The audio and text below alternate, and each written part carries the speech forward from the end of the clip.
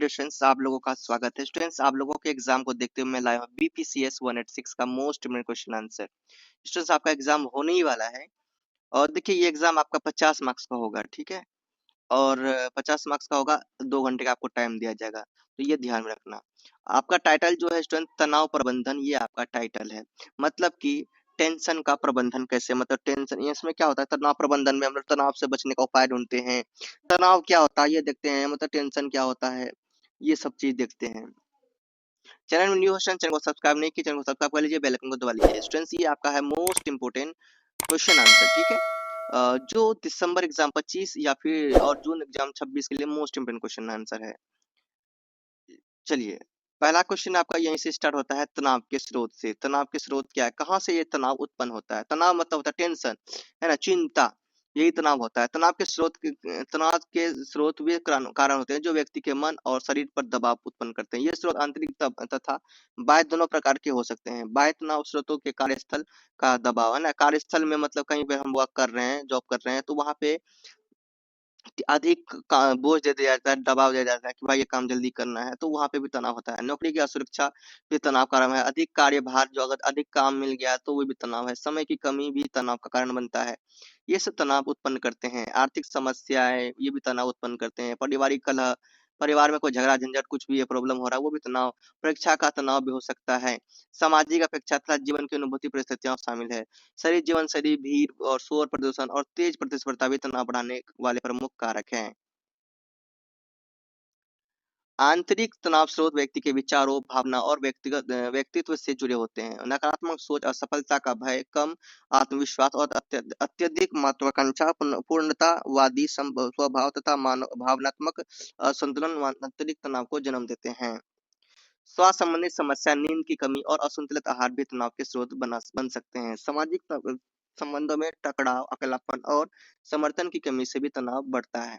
जीवन की बड़ी घटनाएं जैसे विवाह, तलाक, बीमारी, मृत्यु या स्थान परिवर्तन भी व्यक्ति को मानसिक दबाव में डाल सकती है। इस प्रकार तनाव के स्रोत बहुआयामी होते हैं और वह व्यक्ति, परिस्थिति और सोच के वातावरण के अनुसार भिन्न भिन्न रूप में प्रभाव डालते हैं। स्ट्रेंथ आपका है क्वेश्चन नंबर 2, तनाव को मापने के तरीके। देखिए ये क्वेश्चन मैंने आपको ना पॉइंट लिया है। क्वेश्चन तनाव के मापने के तरीके में आपको जोड़कर कुछ भी क्वेश्चन पॉइंट है, ये जो मेन पॉइंट है ये ध्यान रखिएगा। इससे मिलता जुलता कोई भी क्वेश्चन पूछ सकते हैं, ठीक है। तो इसी से रिलेटेड क्वेश्चन पूछ सकते हैं, तो तनाव के मापने के तरीके को ध्यान में रखना। और एक घुमा फिरा क्वेश्चन पूछते हैं, ये सब ध्यान नहीं रखना, टेंशन नहीं लेना। किसी तरह घुमा क्वेश्चन पूछे, लेकिन आपको ध्यान रखना कि ये वहां पर लिखा होना चाहिए तनाव के मापने का तरीका है। तो अगर ये ऐसा दिखेगा तो आप यही आंसर लिखना। तनाव को मापने के तरीके वे विधियां होती है जिनकी सहायता से व्यक्ति में तनाव स्तर, उसकी तीव्रता और प्रभाव का आकलन किया जाता है। तनाव मापने के लिए मनोवैज्ञानिक, शारीरिक और व्यवहारिक तीनों प्रकार की गतिविधियां प्रयोग की जाती है। मनोवैज्ञानिक तरीकों में प्रवासनावली और मापन स्केल का अधिक उपयोग होता है, जैसे हैम्स और राहे का जीवन, घटना तनाव पैमाना, परसीव्ड स्ट्रेस स्केल और तनाव आत्म रिपोर्ट सूची। इन प्रश्नावलियों के माध्यम से व्यक्ति अपने अनुभवों और भावनाओं के आधार पर उत्तर देता है। शारीरिक तरीकों में शरीर में होने वाले परिवर्तन मापे जाते हैं, जैसे हृदय गति, रक्तचाप, श्वसन दर, पसीना, मांसपेशियों में तनाव और हार्मोन स्तर।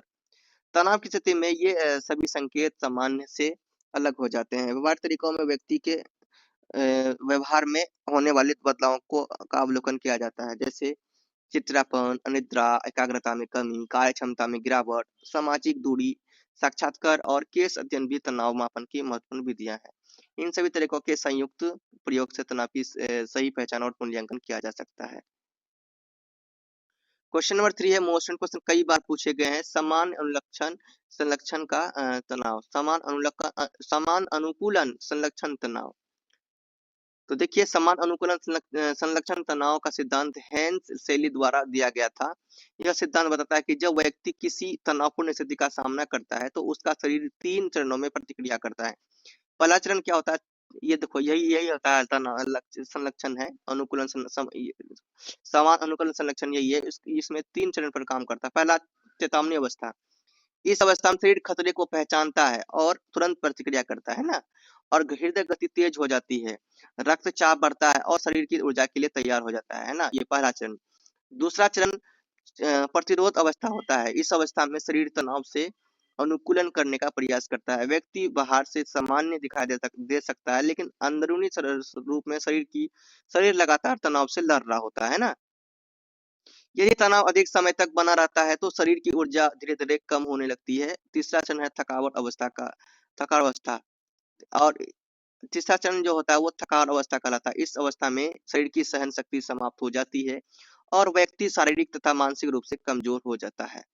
इस कारण बीमारियां, अवसाद, चिंता और कार्यक्षमता में कमी देखी जा सकती है। समान अनुकूलन लक्षण यह स्पष्ट करता है कि लंबे समय तक बना तनाव स्वास्थ्य के लिए हानिकारक होता है और समय के रहते तनाव प्रबंधन आवश्यक होता है।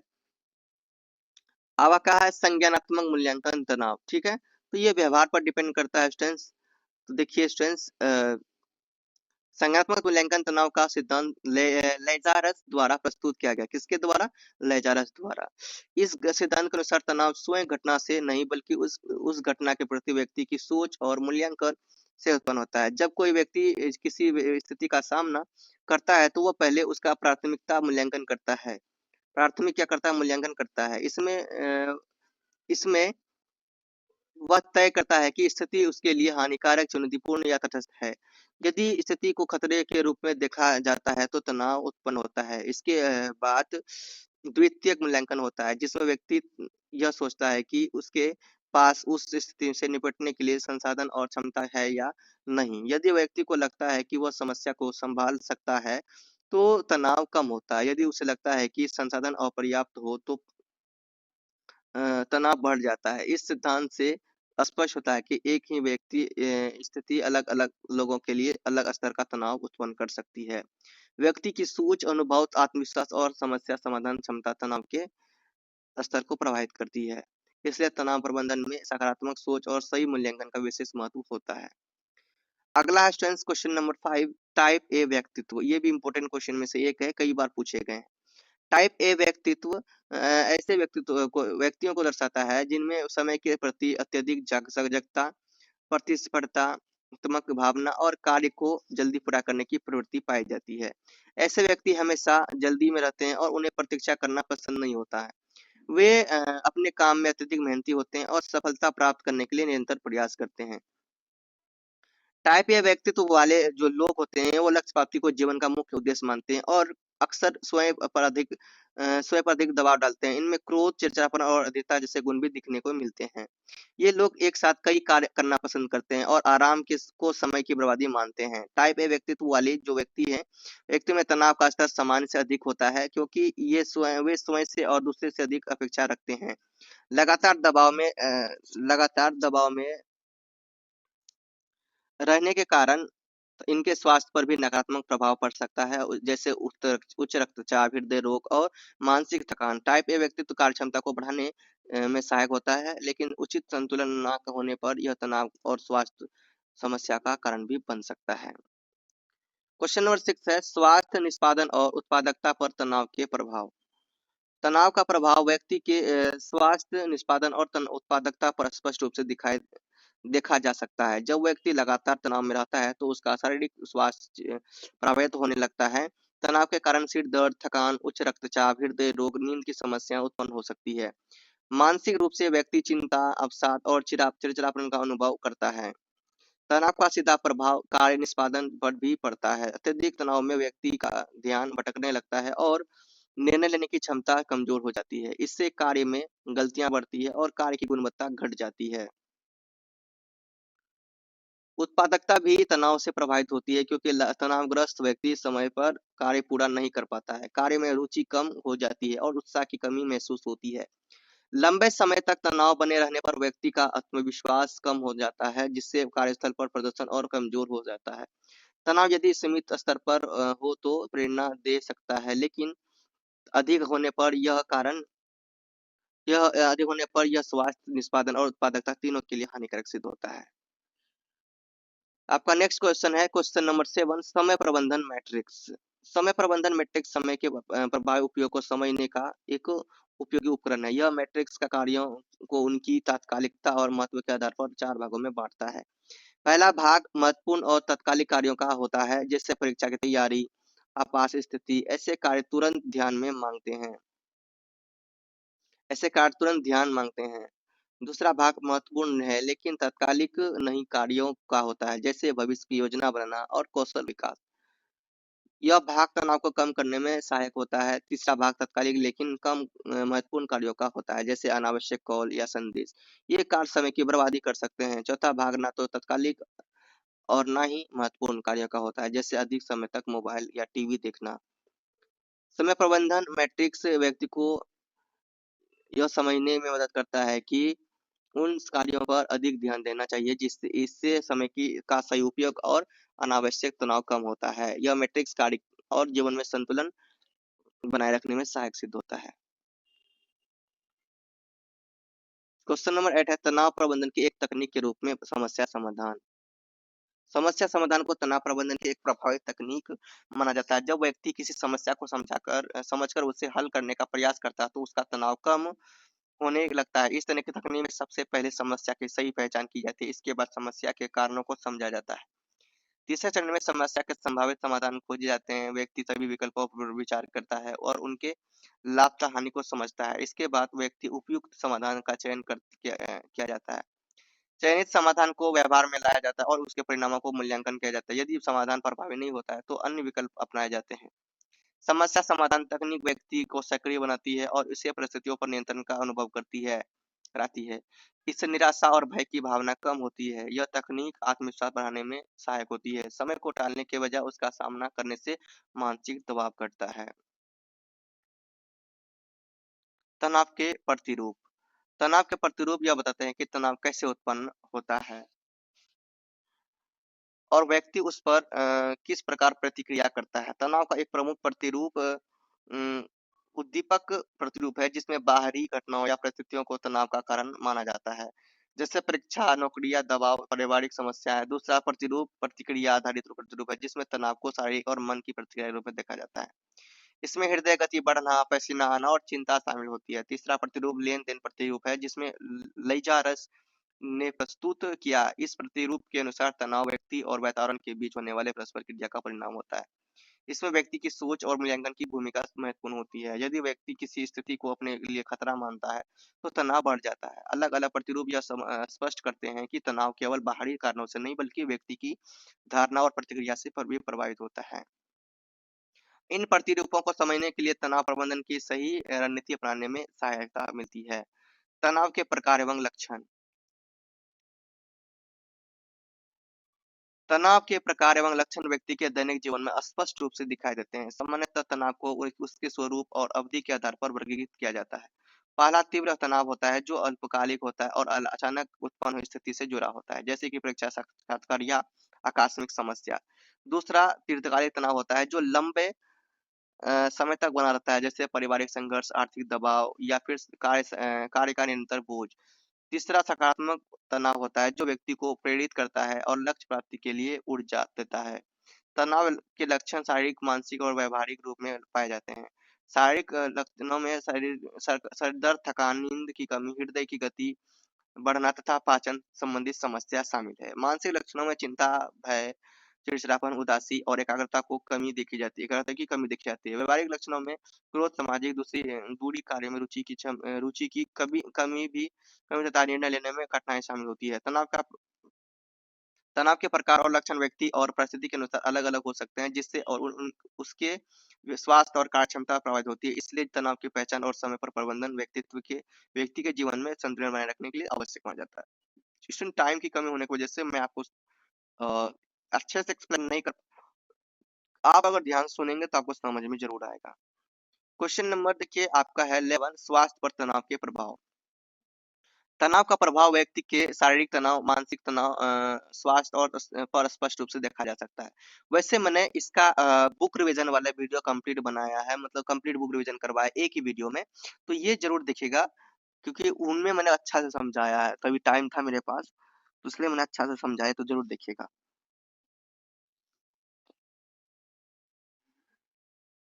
जब व्यक्ति लगातार तनाव की स्थिति में रहता है तो उसका शरीर धीरे-धीरे कमजोर होने लगता है। तनाव के कारण शरीर की रोग प्रतिरोधक क्षमता कम हो जाती है, जिससे व्यक्ति बार-बार बीमार पड़ सकता है। लंबे समय तक तनाव रहने से उच्च रक्तचाप, हृदय रोग, मधुमेह, सिर दर्द, थकान और पाचन से संबंधी समस्या उत्पन्न हो सकती है।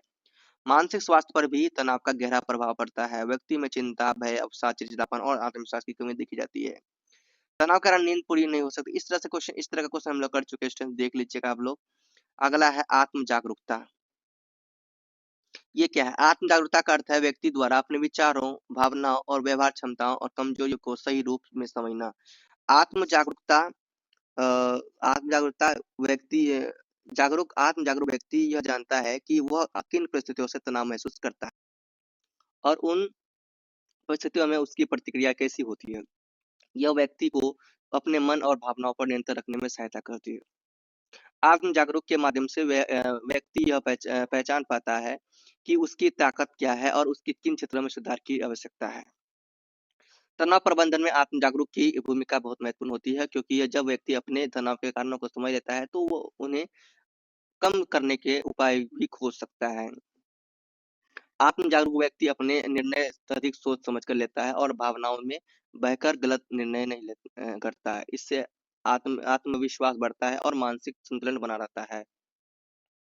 और आत्म जागरूक व्यक्ति को अपने लक्ष्य स्पष्ट करने में मदद करता है और जीवन की समस्याओं का सामना शांत और सकारात्मक तरीके से करने की क्षमता विकसित करती है। इसके माध्यम से व्यक्ति अपने व्यवहार में सुधार कर सकता है और तनावपूर्ण परिस्थितियों को बेहतर ढंग से संभाल सकता है। अगला है संघर्ष या फिर पलायन प्रतिक्रिया। ये सब क्वेश्चन बहुत ही इंपॉर्टेंट क्वेश्चन है। संघर्ष या पलायन प्रतिक्रिया वह स्वाभाविक प्रक्रिया है जो किसी व्यक्ति में तनावपूर्ण या खतरे की स्थिति में उत्पन्न होती है। इसे समझने के लिए मनोविज्ञान यह बताते हैं कि जब व्यक्ति किसी घटना या खतरे का सामना करता है, तो उसका शरीर और मस्तिष्क तुरंत सक्रिय हो जाते हैं। इस प्रतिक्रिया में शरीर हार्मोन स्रावित करता है, जिससे हृदय की गति बढ़ती है, मांसपेशियां तनाव के लिए तैयार होती है और ऊर्जा का स्तर ऊंचा होता है। इसका उद्देश्य व्यक्ति को या फिर तो उस स्थिति का सामना करने या उससे बचने के लिए तैयार करना होता है। आधुनिक जीवन में यह प्रतिक्रिया केवल शारीरिक खतरे का तक सीमित नहीं, बल्कि मानसिक तनाव, कार्य दबाव और परीक्षा व्यक्तिगत संघर्षों में भी दिखाई देती है। बार-बार संघर्ष या पलायन प्रतिक्रिया सक्रिय होने से व्यक्ति के शारीरिक और मानसिक स्वास्थ्य पर नकारात्मक असर पड़ता है, जैसे नींद की कमी, थकान, चिड़चिड़ापन और मनोदशा में अस्थिरता। इससे समझना और नियंत्रित करना आवश्यक ताकि व्यक्तिगत तनाव परिपूर्ण परिस्थितियों में अपने व्यवहार निर्णय को संतुलन रख सके। इस प्रतिक्रिया की समझ व्यक्ति की जीवन में अधिक संतुलित और स्वस्थ रहने में मदद करती है। अगला है तनाव के मध्यस्थ कारक क्या है? तनाव के मध्यस्थ कारक वे तत्व हैं जो यह तय करते हैं कि किसी व्यक्ति पर तनाव की स्थिति में प्रतिक्रिया कैसी होगी और तनाव प्रभाव कितना गहरा होगा। इन कारकों में मुख्य रूप से व्यक्तित्व, आत्मविश्वास, सामाजिक समर्थन, समस्या समाधान क्षमता और जीवन के अनुभव शामिल है। उदाहरण के लिए जो व्यक्ति अनुभवशील होता है और समस्याओं का हल करने में कुशल है, वह तनावपूर्ण परिस्थितियों में अधिक संतुलित प्रतिक्रिया देता है। आत्मविश्वास और सकारात्मक सोच वाले जो व्यक्ति कठिन परिस्थितियों में भी अपने आप को नियंत्रित कर सकते हैं। परिवार और मित्रों का समर्थन व्यक्ति के तनाव को कम करने में महत्वपूर्ण भूमिका निभाता है। जीवन के अनुभव और पहले की सफलताएं भी व्यक्ति को तनाव का सामना करने की क्षमता प्रदान करती है। मध्यस्थ कारक यह सुनिश्चित करते हैं कि एक परिस्थिति सभी लोगों के लिए समान तनाव उत्पन्न नहीं करती है। उदाहरण स्वरूप, आर्थिक दबाव किसी व्यक्ति के लिए गंभीर तनाव बन सकता है, जबकि दूसरे के लिए यह चुनौती का अवसर बन सकता है। इसलिए मध्यस्थ कारक तनाव और व्यक्तित्व की प्रतिक्रिया के बीच कड़ी कार्य करते हैं। अगला स्टूडेंट देखिए, संवेग केंद्रित या समस्या केंद्रित सामना करना। संवेग करने की रणनीतियों को मुख्यतः दो प्रकार में बांटा गया है: संवेग केंद्रित और समस्या केंद्रित। समस्या केंद्रित सामना करने में व्यक्ति सीधे समस्या को हल करने या स्थिति को बदलने का प्रयास करता है। इसमें योजना बनाना, समाधान खोजना, जानकारी जुटाना और निर्णय लेना शामिल है। यह रणनीति तब अधिक उपयोगी होती है जब स्थिति व्यक्ति के नियंत्रण में हो। संवेग केंद्रित सामना करने में व्यक्ति अपनी भावनाओं को समझने, नियंत्रित करने और मानसिक संतुलन बनाए रखने पर ध्यान देता है। इसमें ध्यान, विश्राम, सकारात्मक सोच और भावनाओं को स्वीकार करना शामिल होता है। यह रणनीति उन परिस्थितियों में अधिक उपयोगी होती है जिन्हें व्यक्ति बदल नहीं सकता। उदाहरण के लिए, प्राकृतिक आपदा, अप्रत्याशित घटनाएं ऐसी है जिनमें केवल सहन किया जा सकता है। दोनों रणनीतियां व्यक्ति को तनावपूर्ण परिस्थितियों में प्रभावी ढंग से निपटने में मदद करती है। और समस्या केंद्रित तरीका समस्या के हल करने पर केंद्रित होता है, जबकि संवेग केंद्रित तरीका मानसिक संतुलन बनाए रखने और भावना भावना को नियंत्रित करने में ध्यान देता है। इस तरह से जितने भी मोस्ट इम्पोर्टेंट क्वेश्चन थे स्टूडेंट्स, इसका मैंने सभी मोस्ट इम्पोर्टेंट क्वेश्चन कंप्लीट करवा दिया। अब आप लोगों का फर्ज है कि ये देखो, ये पीडीएफ तो वैसे फ्री पीडीएफ आपको दे रहा हूँ, टेलीग्राम में आपको मिल जाएगा। एंड वीडियो को लाइक नहीं किया, लाइक कीजिए, चैनल को सब्सक्राइब जरूर कर लीजिए। वीडियो को लाइक करेंगे तो वीडियो बहुत दूर तक जाएगा और लाइक मतलब कि वायरल भी जल्दी होंगे। देखिए, टेलीग्राम से जाके पीडीएफ आपको डाउनलोड करना है। अगर पासवर्ड उसमें लगा हो तो आपको इस आईडी में मैसेज करना है इंस्टा के, इसमें आपको पासवर्ड दूंगा। अगर नहीं हो तो फिर ठीक है। चलो स्टूडेंट्स, मिलते हैं नेक्स्ट वीडियो में। तब तक के लिए बाय। प्रेम से रहो, प्रेम से पढ़ो, प्रेम से बोलो।